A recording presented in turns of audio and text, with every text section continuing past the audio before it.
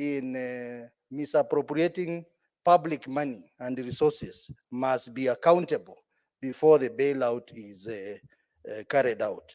Mr. Speaker, I also wish to make comments on the statement by Senator Amida on the status of the ICT digital infrastructure in the country.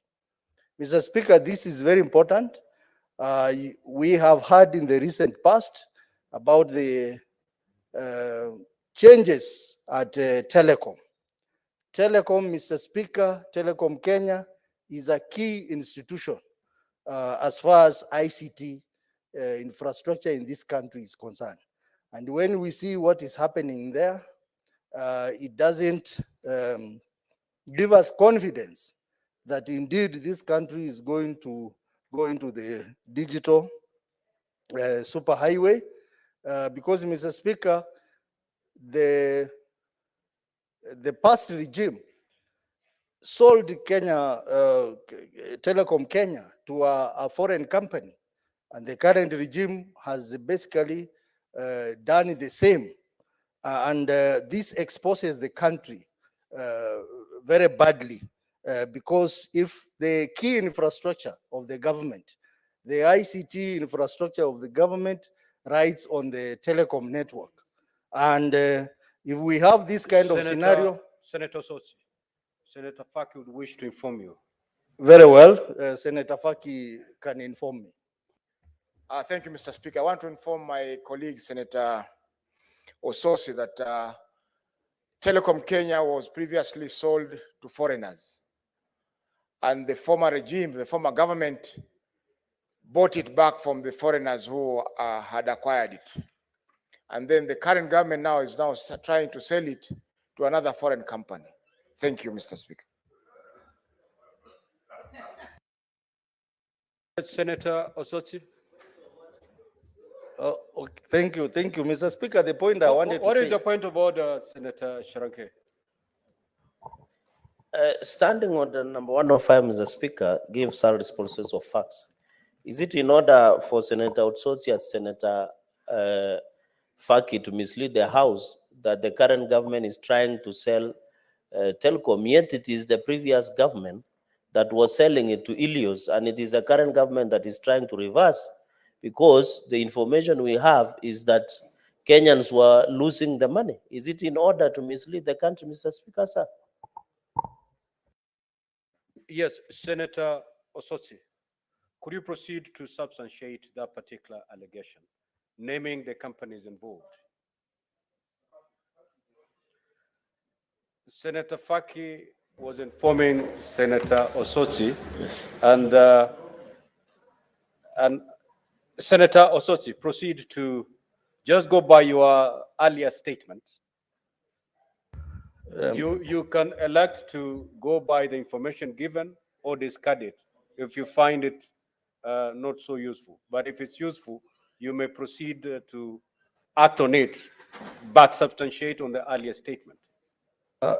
Mr. Speaker, I mentioned that the former regime sold the Telecom Kenya to a foreign company, and Senator Cherege is right to mention Helios as a company. That is a fact. But I also mentioned that the current government, after investigation, they brought back Telecom Kenya, but it's also a fact that there has been reports in the media that there is intention Senator to sell. Osotsi, you know Yes. the rules of this House. You don't rely on media reports. Mr. Speaker, that particular part of the current government selling the Telecom Kenya to a foreign company, because I don't have immediate information with me here, I wish to withdraw and continue with my deliberation. Mr. Speaker, the point I wanted to emphasize is that it is very risky for a country's ICT backbone infrastructure to be controlled by foreigners. That means that we are exposed And I think when we talk about the digital infrastructure of this country, we cannot finish that conversation without talking about Telecom Kenya, which basically controls a large part of that infrastructure.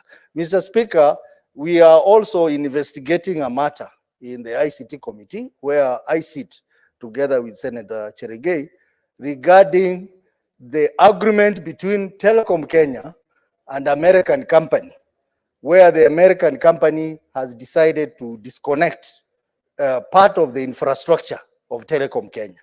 Mr. Speaker, because of contractual issues.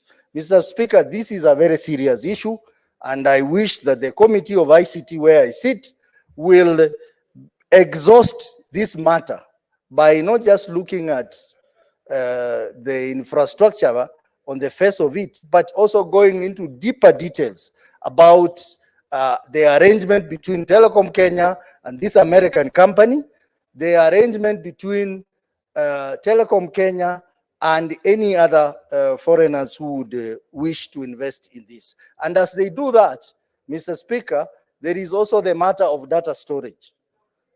We also need to know, how are we storing our data? Is there any foreign institutions involved in the matter of data storage? Because then, Mr. Speaker, our data will be exposed. Because in this era where we want even to have digital IDs, Mr. Speaker, we would like to ensure that the data that we keep is safely kept, the data that we keep is within the law, in line with the data protection laws, regulation, and principles. Because we cannot ask our people to provide their personal data and then we hand that data to foreigners.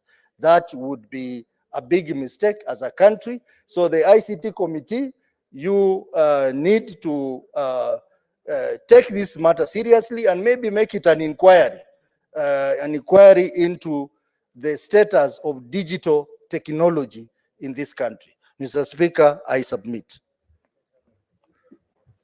Honorable Senators, at this juncture, allow me, for the convenience of the House, to rearrange the sequence of today's order paper and move to deal with Order 16 and 17, and thereafter we shall resume the normal flow as per the order paper.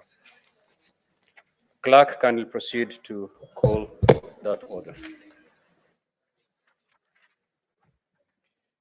Order number 16, the Care and Protection of Child Parents Bill, Senate Bills number 29 of 2023. Second reading. Now, when debate was interrupted on Thursday, 19th of October, 2023, the Honorable Senator Boni Halwale was on his feet and he had a balance of 7 minutes. So, Senator Boni, you can take it from there. Thank you. Mr. Speaker, before the House adjourned prematurely, it was because I was critiquing this bill because of its content. And people got unhappy and they rudely stopped me. I begged them not to stop me again. Members, this is a very important bill because the population of Kenya is young. The number of young parents can only increase. The number of child parents runs the risk of also increasing.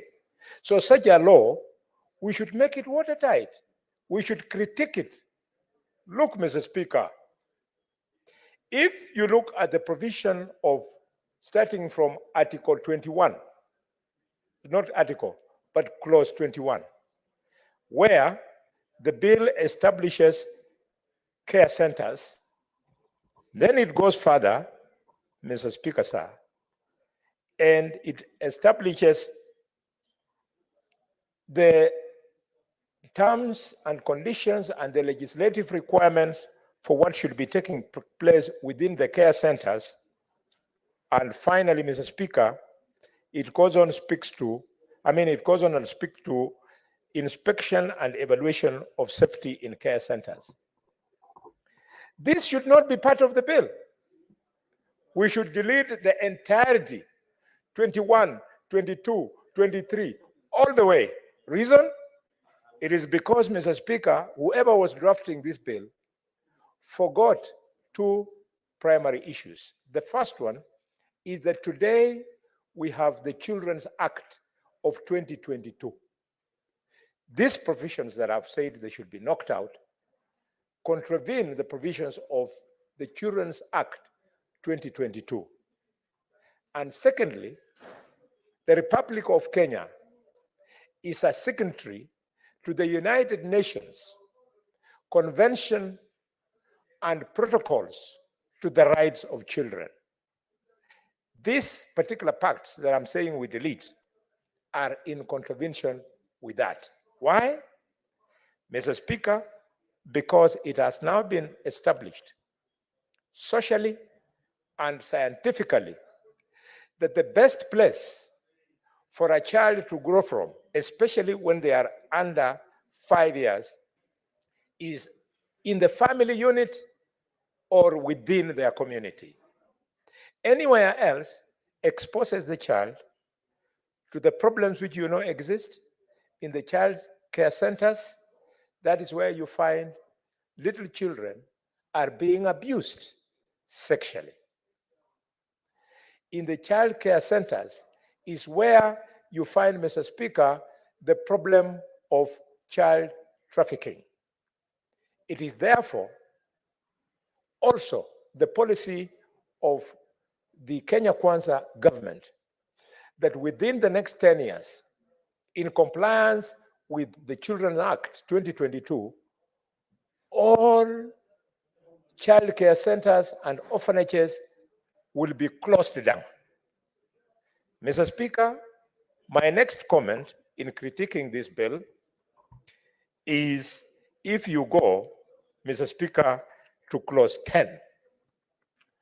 Clause 10 tells us in 10.3 that the principal of a school shall not inform a parent or guardian if the child is pregnant.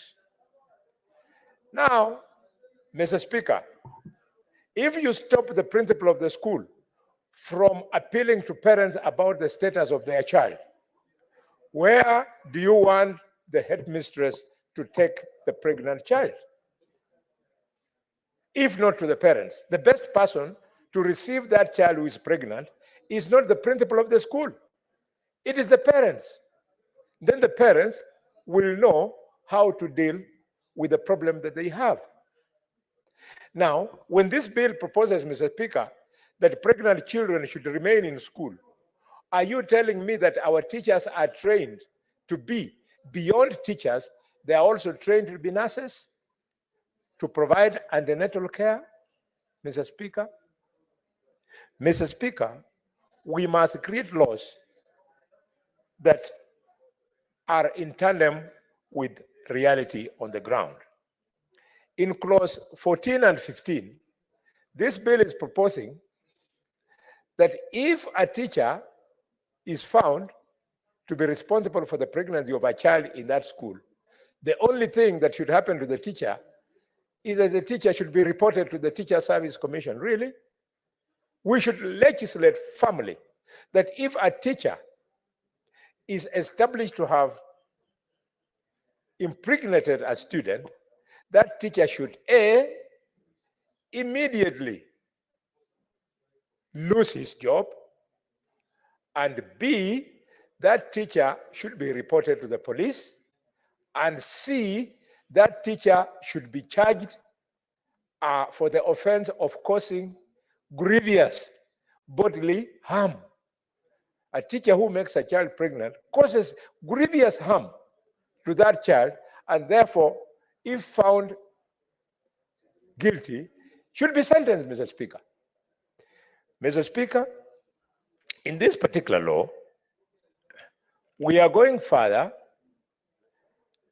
and saying in clause 18 that a parent or guardian of a child who falls pregnant shall not be discharged from their responsibility regarding the pregnant child and shall not collaborate with the institution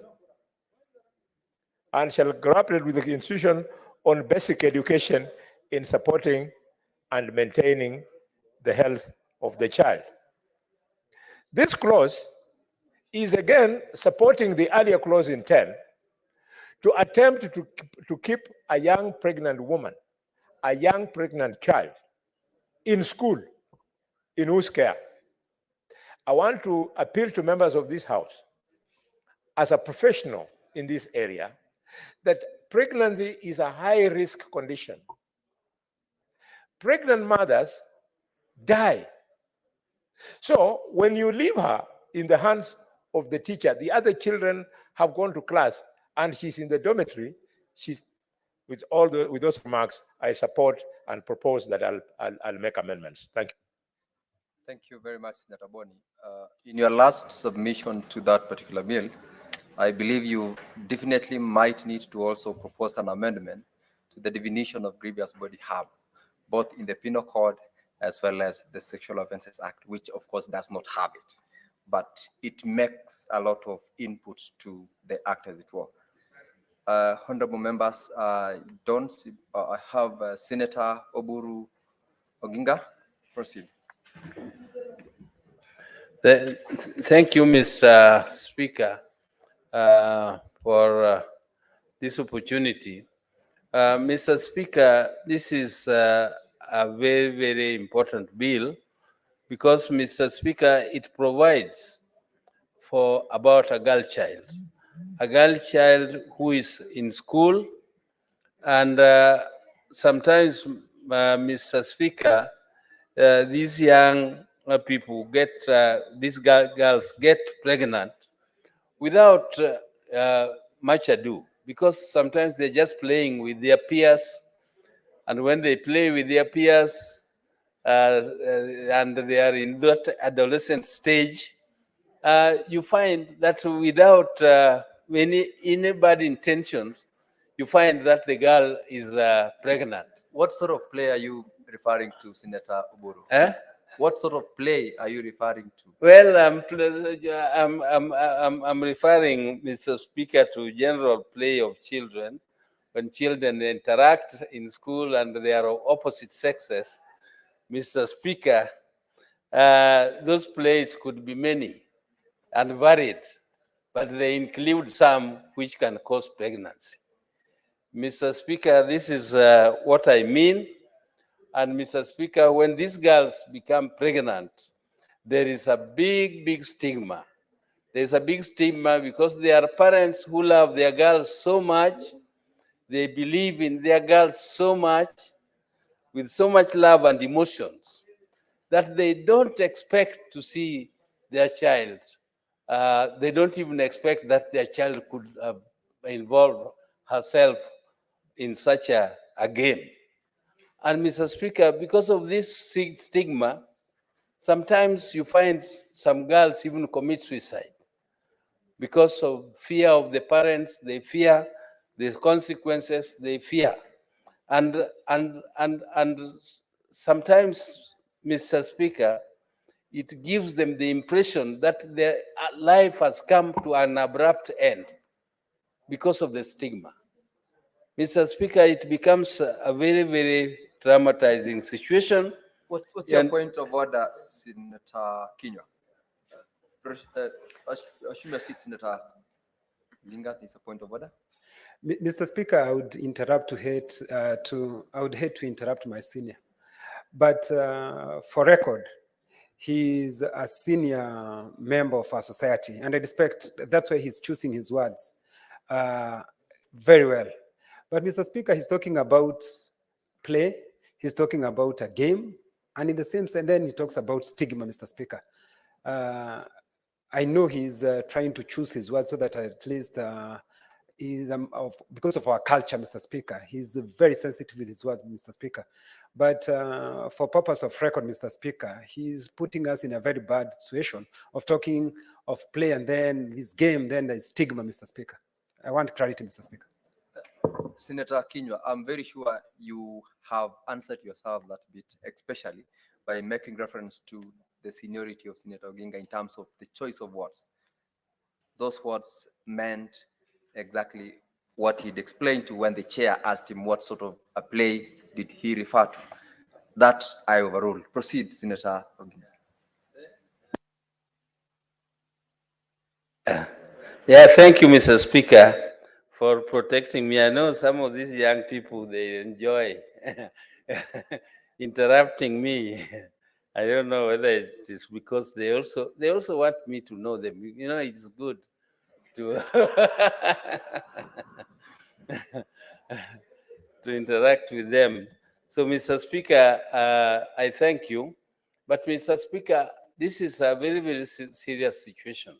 Mr. Speaker, I know there is a lady in my area who who slept out of their home for one night. And because of the love the dad had for her, and when he was imagining what could have happened overnight to her girl sleeping out of the home, he even took a spear and threw at her.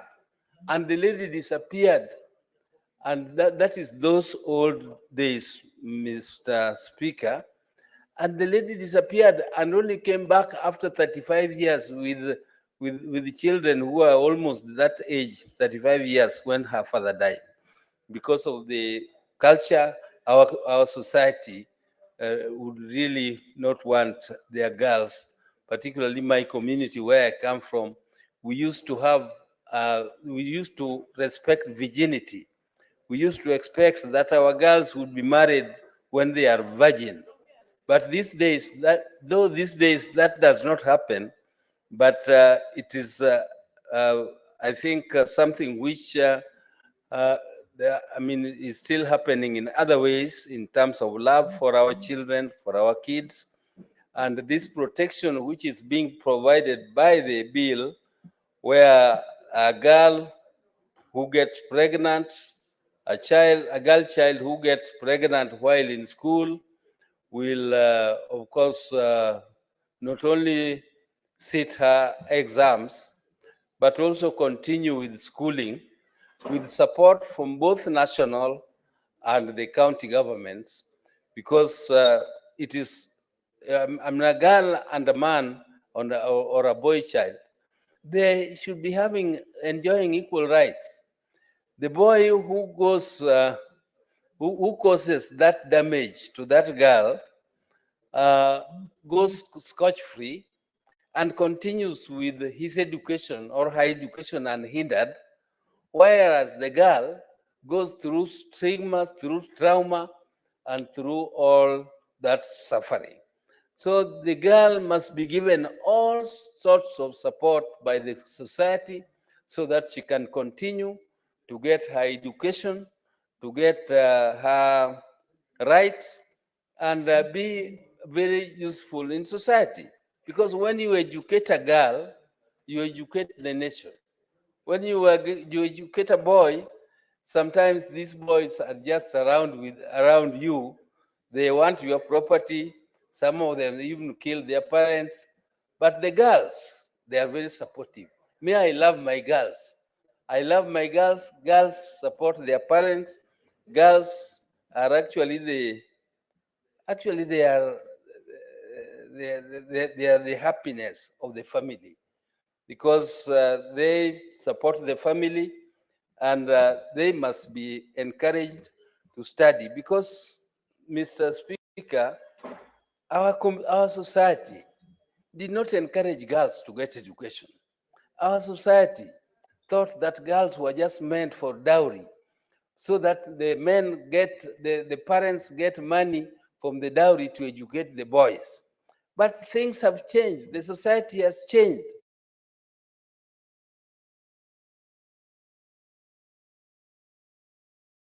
Money, not for getting dowry, but for actually getting or contributing to the development of the nation, equally or even better than the men sex, Mr. Speaker. Mr. Speaker, I'm also therefore very, very happy that somebody has thought of going beyond the rules which are there, the regulations which are there, to give an opportunity for girls who are pregnant to continue with their studies, but to now provide them with, because there are families which are poor, there are families who can also afford to give support to their girls, to employ for them housemaids who will look after those children when they are going to school. Therefore, this bill gives an opportunity for counties and national government to support those families so that their girls can equally continue with education, just in the same manner that those whose girls get pregnant and are able to employ maids to take care of these children when their children have gone to school. Mr. Speaker, I don't want to speak much more on this one, but I hope that this bill will be passed by the House so that it goes to support those families whose girls become unfortunate. And then our society should also be educated to avoid stigma, and also parents to be educated to accept their girls who get, into such situations, so that they don't stigmatize them and they don't make these girls feel useless and feel unwanted. With those few words, Mr. Speaker, I beg to support. Thank you, Mr. Speaker. Thank you very much, Senator Oburu. The 21st definition of housemaid, they say lately, is house manager. I thought that would be very important for your information, Senator Oburu. Senator Kajwang Moses.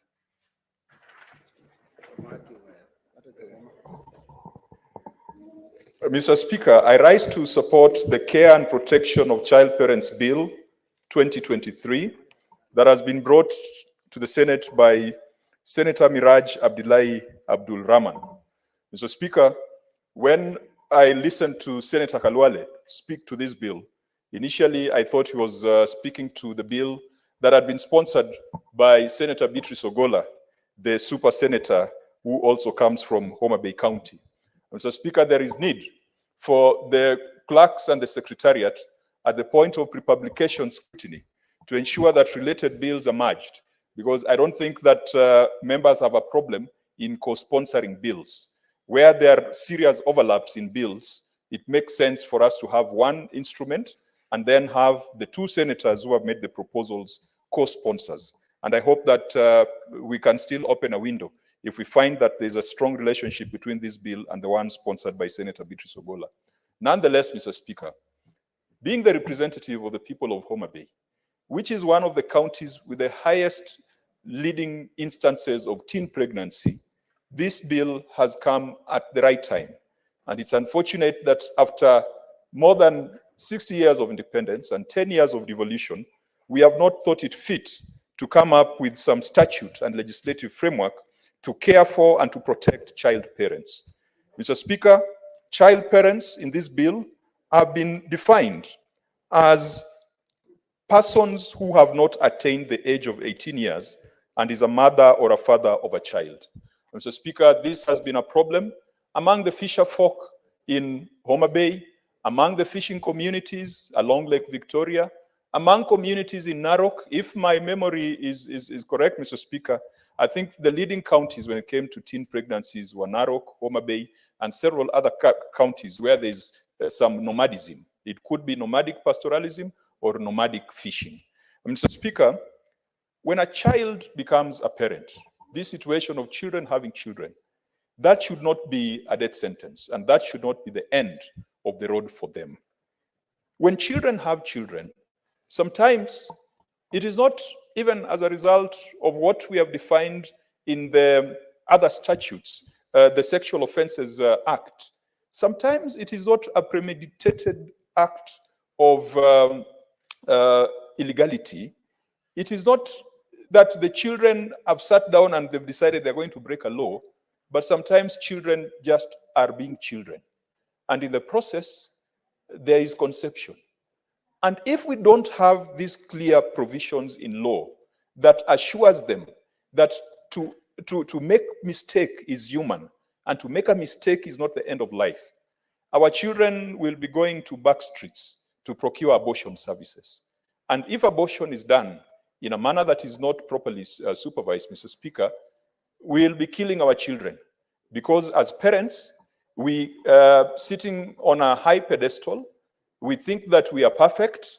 We think that our children should not conceive before they are the age of 18. And yet, Mr. Speaker, if you are to do a proper and honest analysis, many of us, especially many members of parliament, whose parents are from the old generation, perhaps are children of children, because our mothers would be married early, and our fathers would also marry early. And so we should not condemn our children in this generation, that if they conceive and if they have a child, then they cannot be readmitted to school.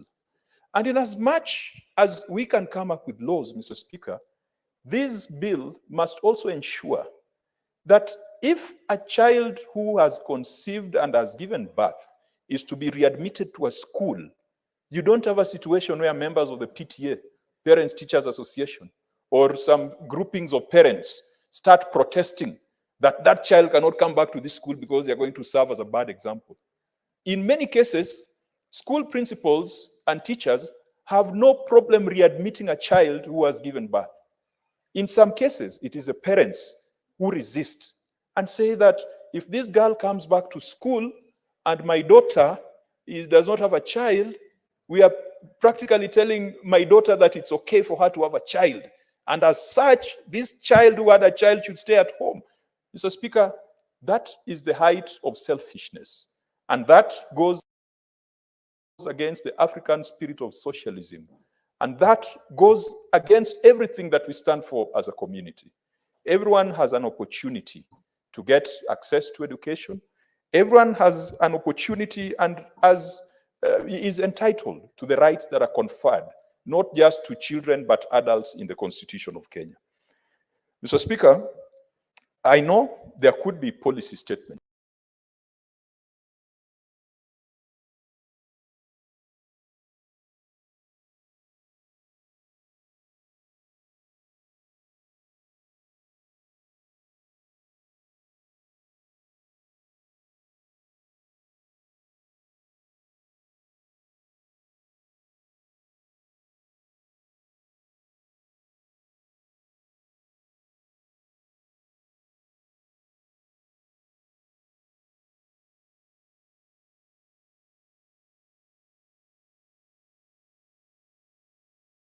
services. Those childcare services, we should not imagine them to be standalone facilities. Mr. Speaker, this bill must find a way of integrating those childcare services to the early childhood education and development centers, the ECDs, that have already been assigned to county governments in the 4th schedule of the Constitution. So let's not be talking of alternative structures, because when you say that, some governors find an opportunity for procurement and some opportunities for project management and the pilfering that goes along with new projects. Child care centers should be an integral part of early childhood development centers. Many counties have done fairly well in developing early childhood education centers. Mr. Speaker, very recently we went to Mombasa to look at the progress of some early childhood education centers, and we were impressed with the model that the county had adopted, that they are not just building some 4-walled rooms and then throwing children in them. They are building actual centers where children can find spaces to play, they can find spaces to be children, a proper place where the optics, where the painting, where the graphics, everything makes it attractive for children to come. And I think they have even gone ahead to provide meals so that these children can be attracted to those centers. The child care centers proposed here must be an integral part of the early childhood centers. Mr. Speaker, if in our constitution we have made abortion illegal, except in the opinion of a trained professional, or except in cases where the life of the mother is in danger, in the opinion of a trained professional, if we criminalize children having children, we will push them into abortion and we'll push them into unsafe practices. If we close the doors to children who have had children not to go back to school, we will push them to early marriages. And therefore, we will condemn them perpetually. It was easier for our mothers to be married early because society was different. We're in a different world now.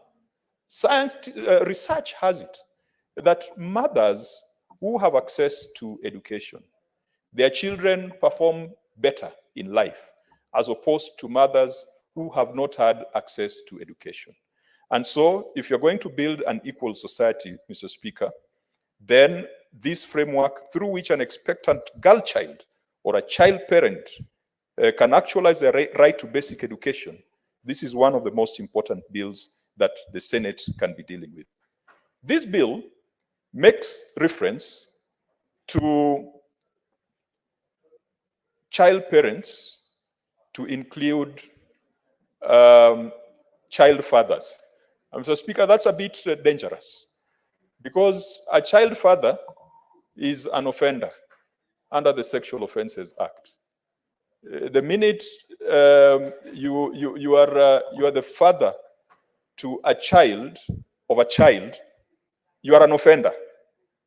And so I hope that this bill is not going to legitimize, and this bill is not going to rewrite the Sexual Offences Act.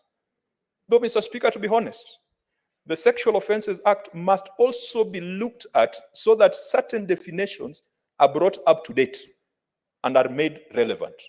I know it is one of the most, it's one of the most emotional acts, or one of the emotional pieces of law to talk about, because there's nothing worse. A sexual offense is as bad as a war crime. Mr. Speaker, there are few offenses within humanity that are as gross as a sexual offense. Things like rape, things like, the kind of things that happen in war situations that have an effect on breaching consent and inflicting pain and doing those kind of things that have been defined in the Sexual Offences Act. But when we get a child who's had a child with a child, why should we lock them up in prison, Mr. Speaker? Why? We need to rethink those provisions of the Sexual Offences Act. A child who's had a child with a child does not need to go to prison, does not need to go to a Boston institution, does not need to be forced to marry that child. Society must come up with means. Society must come up with procedures for integrating and developing those children. Mr. Speaker, we have seen in certain cases where rich, powerful men living in exclusive neighborhoods with children who are fairly locked up and in a controlled environment. And Mr. Speaker, God forbid, you've got a gardener who perhaps is a child under 18 and engages in certain relationships with the daughter of the boss, Mr. Speaker. I think must have been, there's one Kenyan novelist who wrote a story with that kind of plot.